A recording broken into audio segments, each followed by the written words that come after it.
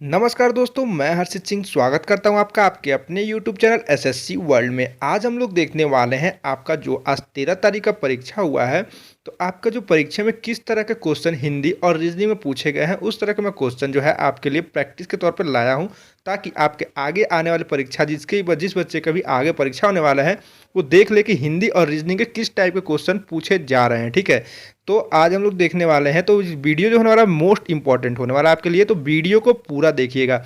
इसमें आपको हिंदी के साथ साथ रीजनिंग के भी क्वेश्चन देखने को मिलेंगे। ठीक है, चलिए देखते हैं पहला क्वेश्चन क्या है। पहला क्वेश्चन है, आंखों से गिरना मुहावरे का उचित अर्थ है। आपको बताना है आंखों से गिरना मुहावरे का अर्थ क्या होता है। आंखें आ जाना, आंखों से उतरना, आदर भाव घट जाना, आंखों के सामने गिरना। ठीक है, तो आंखों से गिरना मुहावरे का अर्थ देखिए। आंखों से गिरना, आप लोग कितने लोग सुने होंगे, लोग कहते हैं कि तुम मेरी नज़रों से गिर गए हो। ठीक है, तुम मेरी आंखों से गिर गए हो या नज़रों से गिर गए हो। ठीक है, तो आंखों से गिरने का अर्थ होता है आदर भाव जो होना वो घट जाना, आदर भाव जो है वो घट जाना। ठीक है, तो ऑप्शन नंबर सी जो है इसका करेक्ट आंसर हो जाएगा। चलिए देखते हैं अगला क्वेश्चन क्या है। अगला क्वेश्चन है क्वेश्चन नंबर 2। देखिए क्वेश्चन है, निम्नलिखित में से किस वाक्य में व्याकरण दोष नहीं है। आपको बताना है कि ये जो चार ऑप्शन दिया हुआ है किसमें व्याकरण दोष नहीं है, मतलब किसमें व्याकरण की गलतियां नहीं है या कोई भी गलती नहीं है, सही कौन सा वर्ड लिखा गया है आपको बताना है। ठीक है, तो देखिए पहला क्वेश्चन पढ़ते हैं। उन्हें बड़ी यातनाएं दी गई। ठीक है, उन्हें बड़ी यातनाएं दी गई। दूसरा है आपका कमीज फट गया। ठीक है, तीसरा है हिमालय पर्वत सबसे ऊंचा पर्वत है। और चौथा है मेरा नाम मनीष है। ठीक है, अब देखिए क्या है, उन्हें बड़ी यातनाएं दी गई। यातनाएं मतलब होता है कष्ट, तो बड़ी यातनाएं क्या होता है, यहाँ पे बड़ी नहीं आएगा, यहाँ आएगा कठिन। ठीक है, कठिन यातनाएं दी गई। कठिन यातना मतलब कष्ट जो होता है कठिन होता है, बड़ी क्या होता है। ठीक है, आपका कमीज फट गया, ये थोड़ी ना बोलते कि आपका कमीज फट गया, आपकी कमीज फट गई। ठीक है, आपकी होगा ये आप। ठीक है, तो ये गलती है, आपकी होगा यहाँ पे। फिर यहाँ देखिए तीसरे वाले में, हिमालय पर्वत सबसे ऊंचा पर्वत है।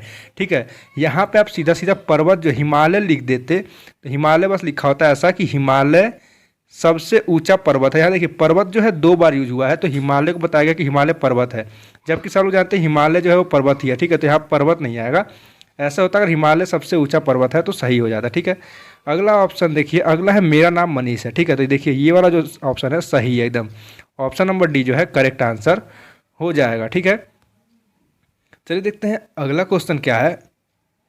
अगला क्वेश्चन है जंगम। जंगम का विलोम बताना है। जंगम मतलब क्या होता है, जो मतलब चल सके, मतलब चलने वाली स्थिति में होना। ठीक है, उसे कहते हैं जंगम। ठीक है, तो इसका क्या होगा विलोम, उल्टा क्या होगा, संगम। संगम नहीं, संगम होता है 2 चीज़ों का मिलना होता है संगम। ठीक है, अचलता ये भी नहीं होगा। स्थावर साधुत्व। ठीक है, तो स्थावर होगा, स्थावर ऑप्शन नंबर सी। इसका मतलब होता है इनएक्टिव, मतलब जो स्थिर पड़ा हो चीज़। ठीक है, तो करेक्ट आंसर क्या है, ऑप्शन नंबर सी इसका करेक्ट आंसर हो जाएगा। ठीक है, चलिए देखते हैं अगला क्वेश्चन क्या है। बता दूं कि इसमें गद्यांश के भी क्वेश्चन होने वाले हैं, तो ये वीडियो जो मोस्ट इंपॉर्टेंट होने वाला है, तो वीडियो को पूरा देखिएगा। ठीक है, वीडियो को लाइक भी कर दीजिएगा, और चैनल पर नए हैं तो चैनल को सब्सक्राइब भी कर लीजिएगा। ठीक है, बेल नोटिफिकेशन कॉल पे सेट भी कर लीजिएगा, और दोस्तों के साथ इस वीडियो को शेयर भी ज़्यादा से ज़्यादा कर दीजिएगा। ठीक है, चलिए देखते हैं क्वेश्चन क्या है। क्वेश्चन है, निम्न में से शुद्ध वर्तनी का चयन कीजिए। आपको बताना है कि इसमें से कौन सा गृहस्थी जो लिखा हुआ है वो सही लिखा हुआ है। ठीक है, आपको बताना है कौन सा गृहस्थी जो है वो सही लिखा हुआ है। ठीक है, अब देखिए पहला ऑप्शन देखिए, गृहस्थी में जो होता है ये वाला ग के नीचे ये वाला मात्रा होता है, तो यहाँ पे नहीं है तो ये नहीं होगा। ठीक है, दूसरा छोड़िए, तीसरा देखिए। अभी तीसरा देखिए गृह, ये भी ये वाला मात्रा नहीं है, ये वाला, तो ये भी नहीं होगा। अब देखिए गृहस्थी में वाला मात्रा तो है, लेकिन जो ई का मात्रा है वो गलत लिखा हुआ है, तो ये भी नहीं होगा। ठीक है, देखिए ऑप्शन नंबर बी जो है, इसमें गृहस्थी जो लिखा हुआ है एकदम सही लिखा हुआ है। इंपॉर्टेंट क्वेश्चन है। ठीक है, इंपॉर्टेंट क्वेश्चन है, ये बार बार आता है क्वेश्चन। ठीक है, आप लोग इसे ध्यान रखिएगा। चलिए देखते हैं अगला क्वेश्चन। अगला क्वेश्चन देखिए, अगला क्वेश्चन है, दिए गए वाक्य का वह भाग ज्ञात करें जिसमें कोई त्रुटि है। आपको बताना है कि यहाँ पे एक वाक्य दिया हुआ है, इसमें आपको बताना है कि कौन से भाग में गलती है। ठीक है, देखिए भाग क्या लिखा है, लिखा क्या है वाक्य, साहित्य के क्षेत्र में महिला लेखिकाओं की संख्या कम है। ठीक है, साहित्य की क्षेत्र में महिला लेखिकाओं की संख्या कम है। यहाँ देखिए सही है, साहित्य की क्षेत्र मतलब कि साहित्य के जगत में महिला लेखिकाओं। यहाँ देखिए लेखिकाओं जो है ये बहुवचन का बहुवचन के लिए लगता है लेखिकाओं, ठीक है। लेकिन महिला देखिए, महिला सिर्फ एक का होता, अगर यहाँ महिलाएं होता, यहाँ महिलाएं होता, महिलाएं लेखिकाओं का, तो ये सही हो जाता, लेकिन महिला गलत लिखा हुआ है, तो यहाँ पे किस में त्रुटि है, महिला लेखिकाओं में त्रुटि है, ठीक है। तो साहित्य के इसमें नहीं है, महिलाओं लेखिका इसमें त्रुटि है, तो ऑप्शन नंबर बी जो है इसका करेक्ट आंसर हो जाएगा, ठीक है। उम्मीद करता हूँ कोई क्वेश्चन समझ में आया होगा, ठीक है। चलिए देखते हैं अगला क्वेश्चन। देखिए आगे बढ़ने से पहले आपको बता दूं मैं कि मैं आपके लिए रेलवे ग्रुप डी का जो है, रेलवे ग्रुप डी के लिए रीजनिंग और मैथ की जो क्लास है वो मैं स्टार्ट कर चुका हूं। आप देखेंगे चैनल पे जाके, तो प्लेलिस्ट में आप जब जाएंगे प्लेलिस्ट में, तो आपको प्लेलिस्ट में एक आरआरबी ग्रुप डी रीजनिंग और ग्रुप डी मैथ के नाम से आपको एक वीडियो देखने को मिल जाएगा, ठीक है। तो आप लोग उसे जाकर देख सकते हैं। और मैं आप बता दूं कि 15 फरवरी से मैं आपके लिए आरआरबी ग्रुप डी के लिए रीजनिंग और मैथ पढ़ाने वाला हूँ। एक दिन रीजनिंग और एक दिन मैथ की वीडियो आने वाली है, ठीक है। तो आप लोग जुड़ जाइए और अपनी तैयारी को और भी बेहतर करिए। और आपके जितने भी दोस्त हैं जो कि आरआरबी ग्रुप डी की तैयारी करने वाले हैं, उनको भी ये वीडियो शेयर कर दीजिएगा, ठीक है, ग्रुप डी वाली। चलिए देखते हैं अगला क्वेश्चन क्या है। अगला क्वेश्चन है, निम्नलिखित में से कौन सा वाक्य शुद्ध है। आपको बताना है कि इसमें जो 4 वाक्य दिए हुए हैं, इसमें कौन सा वाक्य शुद्ध लिखा हुआ है, ठीक है। देखिए वाक्य क्या है, यहाँ संपूर्ण धर्म के अनुयायी देश में निवासी है, ठीक है, देश में निवासी हैं, उसका आज़ादी मांगता है, भारत एक जनतांत्रिक देश है, उसे देशभक्ति की गहरा प्रेम है, ठीक है। अब आपने पढ़ के ही आपको पता चल गया होगा कि यहाँ संपूर्ण धर्म के अनुयायी देश में निवासी हैं, ये गलत है, ठीक है। यहाँ संपूर्ण धर्म के अनुयायी देश में, यहाँ पे इसकी गलती है, ठीक है। अब देखिए उसकी आज़ादी मांगता है, ये तो सरासर पढ़ने में ही आपको पहली बार में ही गलत लगेगा, ठीक है। तो गलत लिखा हुआ है। भारत एक जनतांत्रिक देश है, ठीक है, ये सही लिखा गया है। उसे देशभक्ति की गहरा प्रेम है, ठीक है, तो ये भी सेंटेंस जो है गलत है। तो ऑप्शन नंबर सी क्या हो जाएगा, इसका करेक्ट आंसर हो जाएगा। उम्मीद करता हूँ आपको क्वेश्चन समझ में आया होगा। चलिए देखते हैं अगला क्वेश्चन क्या है। अगला क्वेश्चन देखिए, अगला क्वेश्चन है, उपरोक्त वाक्य में सही शब्द का चयन करके रिक्त स्थान भरिए। आपको बताना है कि यहाँ पे कौन सा इन चारों में से कौन सा ऑप्शन आएगा, ठीक है। तो लिखा है उनके डैश से यह काम हुआ। तो सौजन्य, सुजनता, सौजन्य या सौजन्य, ठीक है। तो आपने देखा होगा कि आपके सौजन्य से, मतलब आपको गाँवों में देखे होंगे जो रोड वोड बनता है तो लिखा रहता है सौजन्य से, मतलब इनके सपोर्ट से, उनके भाग, मतलब इनके आशीर्वाद से, सौजन्य से ये रोड जो है इतनी बनी हुई है, तो सौजन्य लिखा रहता है। तो अब देखते हैं कौन सौजन्य लिखा है, तो ये वाला सौजन्य लिखा रहता है, ठीक है। तो ऑप्शन नंबर सी जो है इसका करेक्ट आंसर हो जाएगा, ठीक है। चलिए देखते हैं अगला क्वेश्चन क्या है। अगला क्वेश्चन देखिए, मंदिर का पर्यवाची है। आपको बताना है मंदिर का इनमें से कौन सा पर्यवाची है। देवगृह, परधाम, परमधाम, निर्वाण, परम पद, ठीक है। तो बताना मंदिर का पर्यवाची क्या है। मंदिर में क्या, मंदिर में कौन रहता है, मंदिर में भगवान रहते हैं, ठीक है, भगवान, मंदिर में भगवान वास करते हैं, तो मंदिर को भगवान में रहते हैं, तो देवगृह किसे कहते हैं, जहाँ भगवान रहते हैं उसे हम देवगृह कहते हैं, जहाँ भगवान रहते हैं, ठीक है, जहाँ रहते हैं उसे हम देवगृह कहते हैं। तो मंदिर का पर्यवाची क्या हो जाएगा, देवगृह हो जाएगा। ऑप्शन नंबर ए जो है इसका करेक्ट आंसर हो जाएगा, ठीक है। चलिए देखते हैं अगला क्वेश्चन। अगला क्वेश्चन देखिए, अगला क्वेश्चन क्या है, अपना का विलोम है। अपना का विलोम बताना है क्या होगा, ठीक है। ये जो क्वेश्चन है आपको मैं टेस्ट के तौर पर रख रहा हूँ, आप इसका जो आंसर है वो आप लोग कमेंट करके बताएंगे, ठीक है। आप इसका आंसर कमेंट करके बताएंगे कि इसका अपना का विलोम शब्द क्या होता है। और आपको बता दूं कि जो इस वीडियो का पूरा PDF है वो आपको टेलीग्राम पर मिल जाएगा, ठीक है, टेलीग्राम पर मिल जाएगा। टेलीग्राम का जो लिंक है वो डिस्क्रिप्शन बॉक्स में है, तो आप लोग वहाँ जाके ज्वाइन कर सकते हैं, ठीक है। चलिए देखते हैं आगे। देखिए आगे जो है गद्यांश के क्वेश्चन है, ठीक है, मोस्ट इंपॉर्टेंट टॉपिक है गद्यांश हिंदी के लिए, तो आप इसको इग्नोर नहीं कर सकते, ठीक है। तो ये मोस्ट इंपॉर्टेंट, आराम से समझिएगा, धीरे धीरे समझाऊंगा, आराम से आप समझिएगा, अच्छे से समझिएगा और आंसर दीजिएगा, ठीक है। आपको बताना है गद्यांश के रिक्त 1 में इसमें कौन सा इन चारों में से ऑप्शन आएगा, ठीक है। तो हम लोग गद्यांश पढ़ते हैं, ठीक है। भौतिक पर्यावरण वह है जो हमारे चारों ओर हमारी डैश के सामने विद्यमान है। भौतिक पर्यावरण जो आप देख सकते हैं, पर्यावरण जो है वो आपके चारों तरफ है, ठीक है, मतलब पर्यावरण आपके चारों तरफ है, एटमॉस्फेयर, तो हमारी डैश के सामने विद्यमान है। तो हमारे किसके सामने विद्यमान है, मतलब किसके सामने वो है पर्यावरण, आँखों के सामने, मुख के सामने, चीज़ों के सामने या फसलों के सामने। तो पर्यावरण को आप देख सकते हैं, तो मतलब आपके आँखों के सामने आपका पर्यावरण है, एटमॉस्फेयर, ठीक है। तो ऑप्शन नंबर ए जो है इसका करेक्ट आंसर हो जाएगा। ठीक है, गद्यांश जो है बहुत ही आसान आता है SSCGD के लिए।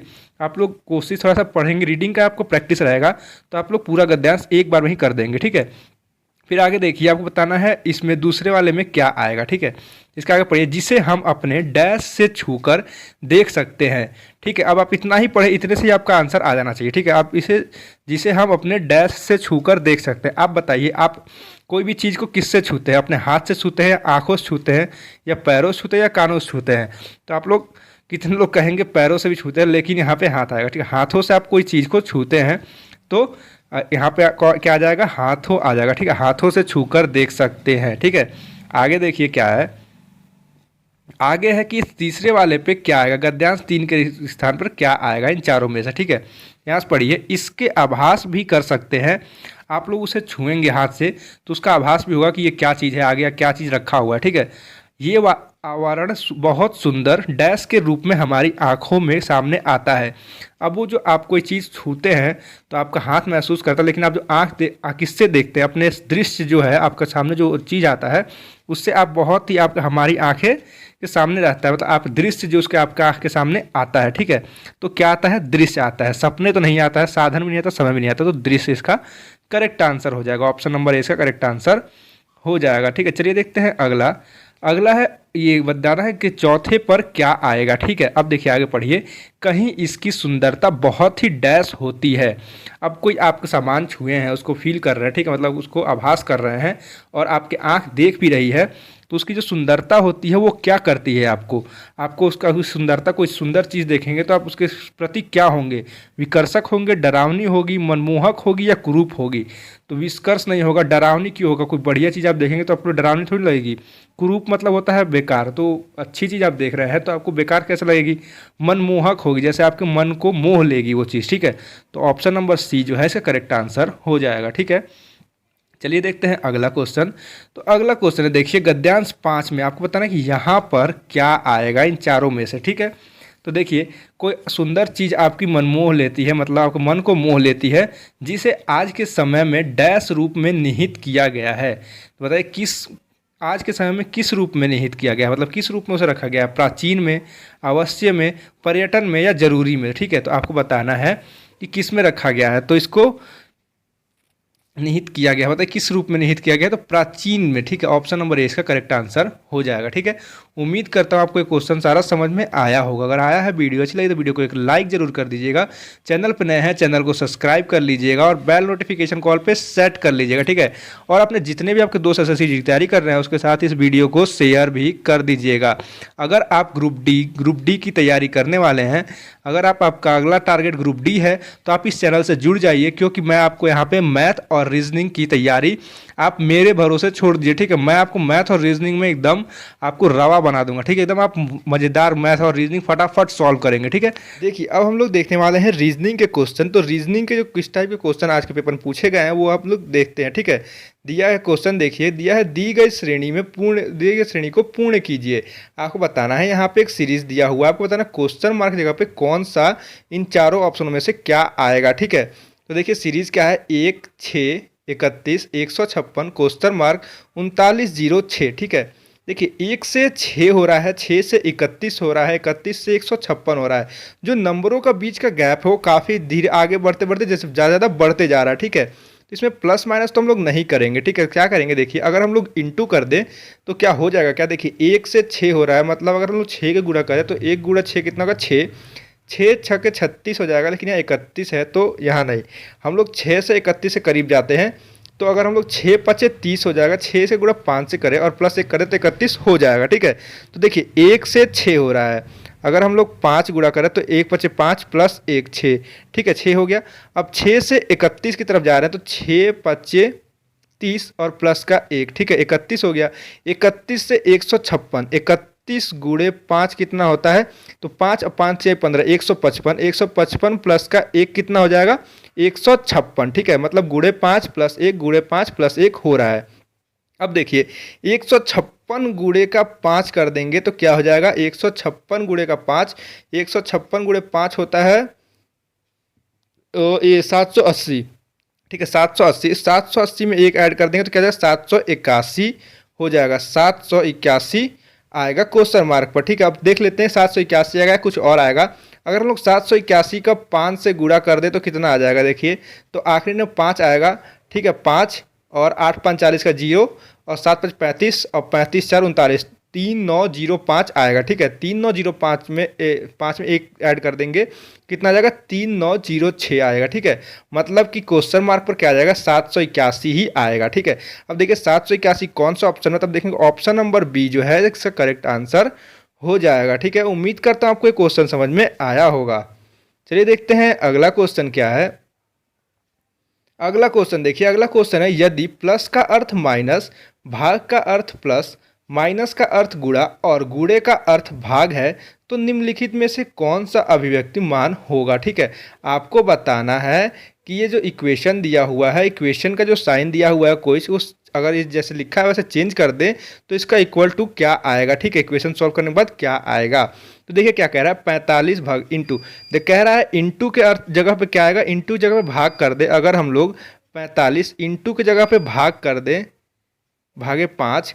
ठीक है, अब देखिए प्लस, प्लस का क्या कहा है, यदि प्लस के अर्थ पे माइनस होगा, प्लस के जगह पे हम लोग माइनस कर दे, प्लस के जगह पे माइनस कर दे। ठीक है, अब देखिए फिर क्या कह रहा है भाग, देखिए भाग के अर्थ पे क्या किया है, भाग के जगह पे प्लस किया है। अगर हम लोग भाग के जगह पे प्लस कर दे और देखिए माइनस, फिर माइनस की जगह क्या किया है, देखिए माइनस का अर्थ है मतलब गुणा, मतलब माइनस की जगह पे 81, ये होगा 81 गुणे 3। ठीक है, अब देखिए इसे सॉल्व करेंगे तो क्या आएगा बताइए, तो देखिए 5 से 45 कट जाएगा 9 बार में। ठीक है, ये हो जाएगा 9 माइनस का 27।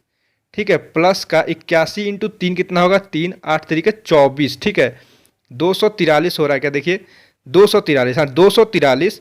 अब देखिए 243 प्लस 9 कितना होगा, 243 प्लस 9 हो जाएगा 252। ठीक है, 252 और माइनस का 27 कितना हो जाएगा, 252 माइनस 27 हो जाएगा 225। ठीक है, 225 हो जाएगा। अगर हम लोग साइन जैसे ही बोला है चेंज कर दे तो कितना आ जाएगा 225 हो जाएगा। ठीक है, अब देखिए 225 कौन सा ऑप्शन में, तब देखेंगे ऑप्शन नंबर सी जो है इसका करेक्ट आंसर हो जाएगा। ठीक है, उम्मीद करता हूँ आपको ये क्वेश्चन समझ में आया है। अगर आया है तो वीडियो को एक लाइक जरूर कर दीजिएगा, चैनल पर नया चैनल सब्सक्राइब भी कर लीजिएगा। ठीक है, और आपको बता दूं कि मैं 15 तारीख से ग्रुप डी के लिए एक दिन मैथ और एक दिन रीजनिंग की जो है क्लास लेके आने वाला हूं। तो जिस बच्चे का भी आगे एसएससी जीडी का पेपर होने वाला है, अगर उसको मैथ और रीजनिंग में दिक्कत है तो मेरा वो वाला वीडियो देख सकते हैं, या आप अगर ग्रुप डी की तैयारी करने वाले हैं तो आप लोग क्लास से जुड़कर क्लास का फ़ायदा उठा सकते हैं। ठीक है, तैयारी को बेहतर बना सकते हैं। देखिए अगला क्वेश्चन क्या है, क्वेश्चन है एक निश्चित कूट भाषा में बायर को CSZ के रूप में लिखा जाता है और चिल्ड को DEJJE के रूप में लिखा जाता है, तो उसी भाषा में डेथ को क्या लिखा जाएगा बताना है। ठीक है, तो देखिए आप पेपर में कैसे करेंगे, आप लोग डायरेक्ट इसका नंबरिंग करेंगे। ठीक है, आप लोग ये नहीं करेंगे कि BUYR लिखे। ठीक है, डायरेक्ट नंबर करें तो B कितने पाता है 2 पे, U कितने पाता है, U आता है 21 पे, Y आता है 25 पे, E 5 पे, R 18 पे। ठीक है, अब देखिए C कितने पाता है, C आता है 3 नंबर पे, S कितने पाता है, S आता है 19 पे, Z 26 पे, C 3 पे, S 19 पे। ठीक है, अब देखिए 2 से 3 हो रहा है मतलब कि प्लस का 1। ठीक है, 21 से 19 मतलब माइनस का 2। ठीक है, अब यहाँ देखिए 25 से 26 प्लस का 1, 5 से 3 माइनस का 2, 18 से 19 प्लस का 1, मतलब क्या हो रहा है इसमें प्लस 1 माइनस 2 प्लस 1 माइनस 2 हो रहा है। ठीक है, अब देखिए मतलब प्लस का 1 और माइनस का 2 हो रहा है। ठीक है, अब देखिए आप लोग ये चेक नहीं करेंगे, आप डायरेक्ट डेथ लिखिए, डेथ। ठीक है, क्योंकि आपके पास टाइम जो है वो बहुत ही लिमिटेड है। डायरेक्ट डेथ लिखिए, डेथ की नंबरिंग करिए। डी कितने पाता है 4 पे, ई 5 पे, ए 1 पे, टी 20 पे, एच कितने पाता है 8 पे। ठीक है, अब देखिए 4 से प्लस 1 करिए तो ये हो जाएगा 5, 5 पे क्या आता है, ये होगा 5 और 5 पे आता है ई। ठीक है, ई। अब देखिए ई ऑप्शन मिला फटाफट, ई जो है आपका ए और डी में ही है, तो मतलब बी और सी तो ऑप्शन नहीं होगा। ठीक है, ई ए और डी में चेक करते हैं। अब देखिए 5 का -2 करेंगे, 5 में से -2 तो 3 हो जाएगा, 3 पे क्या आता है सी। अब देखिए ई और सी, यहाँ ई सी है, यहाँ ई बी है, तो ये तो ऑप्शन डी होगा नहीं, ऑप्शन नंबर ए जो है इसका सही आंसर होगा। आप पेपर में जब बैठे हैं तो आप ऐसे करेंगे, बस 2 मिलाए, ऑप्शन देके सही किया और आगे बढ़े। ठीक है, क्योंकि आपके पास टाइम जो लिमिटेड है, लेकिन अभी मैं आपको समझा रहा हूँ, समझा देता हूँ। ठीक है पूरा, ठीक है। अब ये देखिए 1 है प्लस 1 कर देंगे, कितना हो जाएगा 2, 2 पे क्या आता है b, ठीक है। अब 20 माइनस 2 करेंगे 20 में से तो 18, 18 पे क्या आता है r, 8 है, 8 प्लस 1, 8 1 9, 9 पे क्या आता है i, ठीक है। मतलब ECBRI, देखिए ECBRI आ रहा है। ऑप्शन नंबर ए जो है इसका करेक्ट आंसर हो जाएगा, ठीक है। चलिए देखते हैं अगला क्वेश्चन क्या है। अगला क्वेश्चन है, देखिए लिखा है उस विकल्प का चयन करें जो तीसरे शब्द से उसी प्रकार संबंधित है जिस प्रकार पहला शब्द दूसरे शब्द से संबंधित है।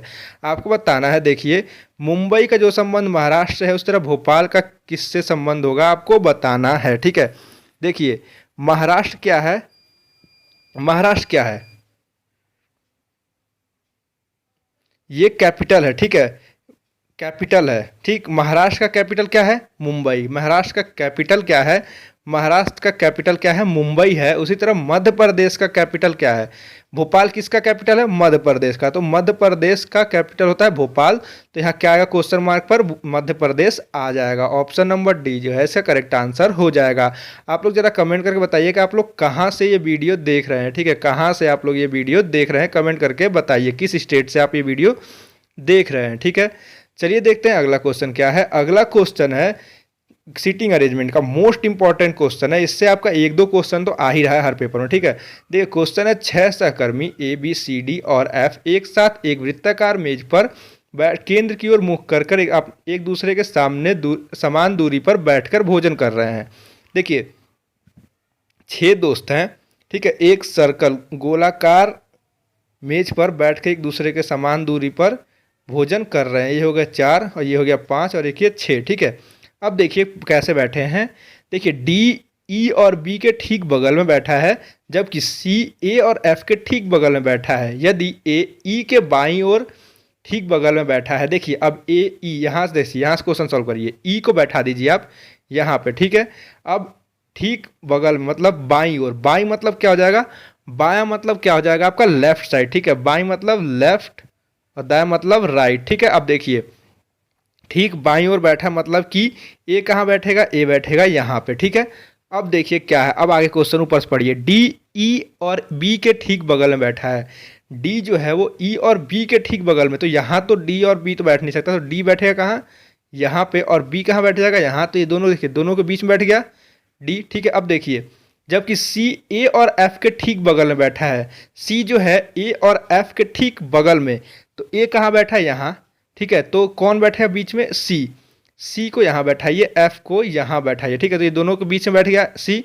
अब बोला है तो सी के बाईं ओर ठीक बगल में कौन बैठा है, सी के बाएं ओर, सी के बाएं, सी के बाएं देखिए ऐसे, सी यहाँ बैठा है तो इसका बाया किधर होगा, इस साइड। सी के ठीक बाएं ओर कौन बैठा है, तो एफ बैठा है, ठीक है, एफ बैठा है। देखिए एफ कौन सा ऑप्शन है, तो ऑप्शन नंबर बी जो है इसका करेक्ट आंसर हो जाएगा। उम्मीद करता हूँ आपको ये सारे क्वेश्चन समझ में आए होंगे, ठीक है। अगर वीडियो अच्छी लगी है तो वीडियो को एक लाइक जरूर कर दीजिएगा, चैनल पर नए हैं चैनल को सब्सक्राइब भी कर लीजिएगा और बेल नोटिफिकेशन कॉल पे सेट कर लीजिएगा, ठीक है।